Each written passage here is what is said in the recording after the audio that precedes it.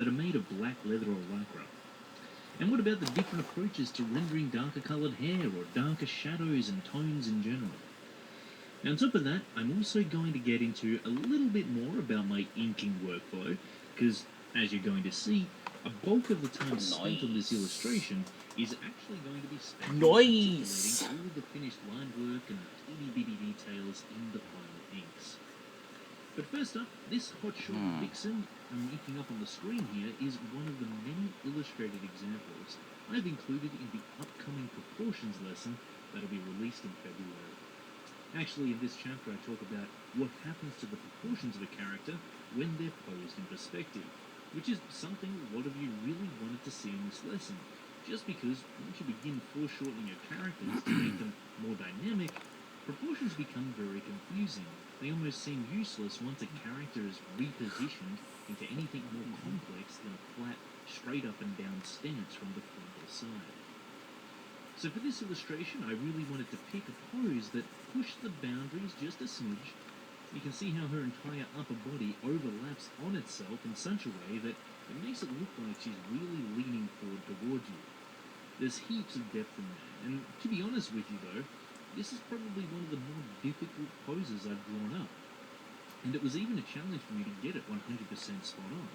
You'll see me at the end of this video actually go back and tweak the anatomy of her torso a fair bit to get it looking right. Anyway, let's get into today's topic. For those of you who are interested, I'll reveal a little bit more info on the proportions lesson toward the end of this video. So stick around till then, especially if you've signed up to the VIP list. I'll be letting you in on some of the new bonuses as well as a couple of updates on the release. Alrighty, the application I'm using to create this illustration is Manga Studio 5.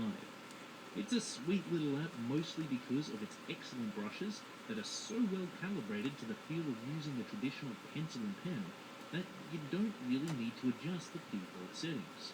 You can literally just jump in and begin working. There's not a whole lot of tweakery that needs to be done.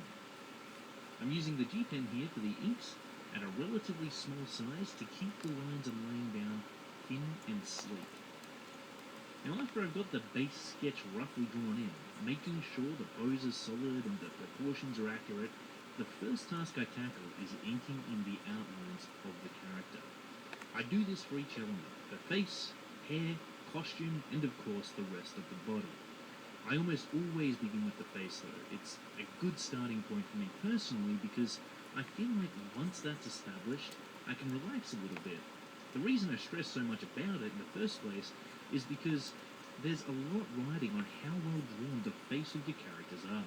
Because it's usually the first impression you're going to end up leaving on your audience.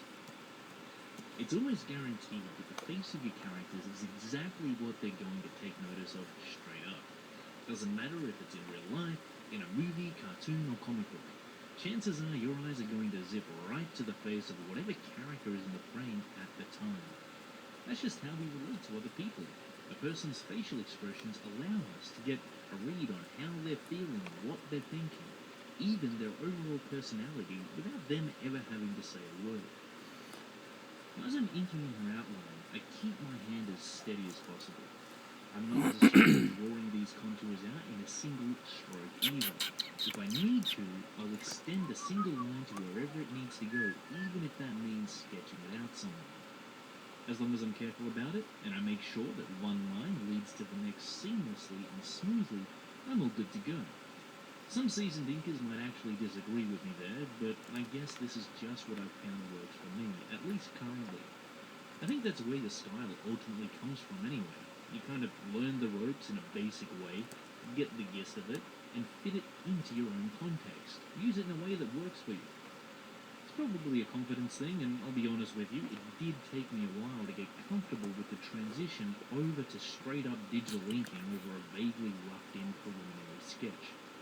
Since then though, I've developed my own knack for it, but there's undoubtedly some way for me to go before I can truly say I've got it down pat.